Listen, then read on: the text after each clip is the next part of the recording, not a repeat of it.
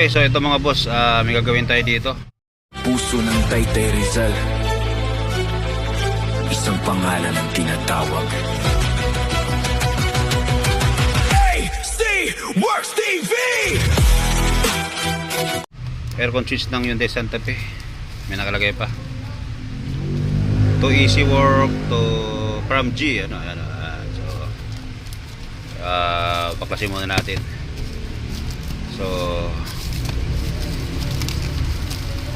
parang galing pa to ng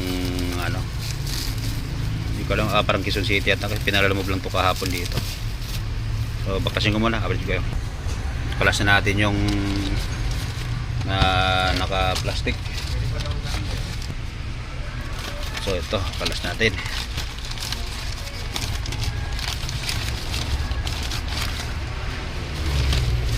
Okay.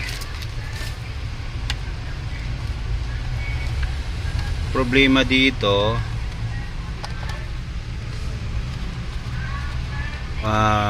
wala ang lamig, nagpalit na daw sila ng resistor block. Ganun pa rin, no? Walang hangin daw, pero okay naman daw ang electrical lahat. Walang hangin, walang powering blower. So tingnan muna natin, ayusin muna natin, tapos update ko kayo mga boss. So okay na mga boss, no? Napag-alaman natin na ito ay ni-repair na rin pala. Ayan, no?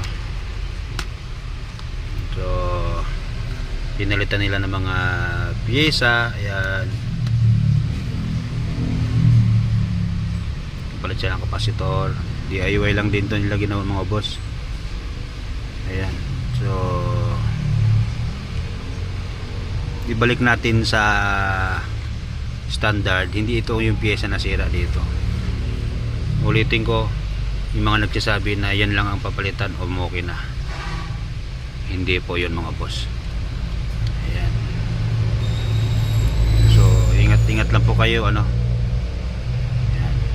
So kasi mahal na po ito ngayon, itong ganitong aircon switch na to. Ang surplus nito ngayon binibenta nila ng mga 9.5, minsan may mga 8.5, no. So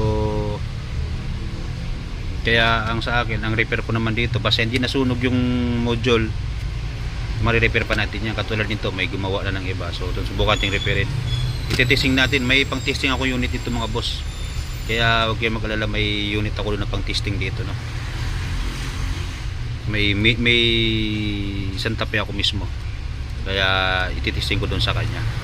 Ngayon dapat magkaroon ng power ito, tapos ito yung sa blower, magkakaroon ng communication din sila. Pero itong ginawa nila, hindi ito yung sira. Pag ganito mga boss, kung tatanungin ko magkano ang labor ko, 3,500 lang po ang labor natin dito. Okay, so pag home service, additional po yun, ano, plus 1.5 sa home service charge naman. Okay, update ko. So ito na mga boss, tapos na natin ma-repair. Ayan,